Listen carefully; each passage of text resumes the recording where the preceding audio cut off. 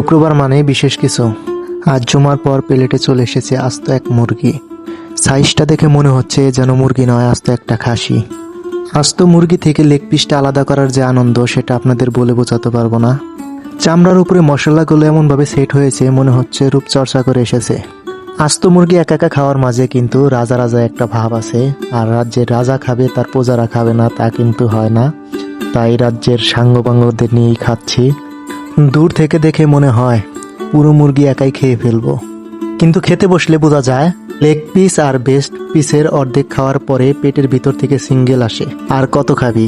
তবে পেটে জায়গা থাকুক আর না থাকুক, আস্ত মুরগি খাওয়ার যে একটা রাজকীয় ফিলিং আছে তা 5 পিস মাংসের তরকারিতেও পাওয়া যায় না। একাই যেন পুরো রাজ্যের রাজা।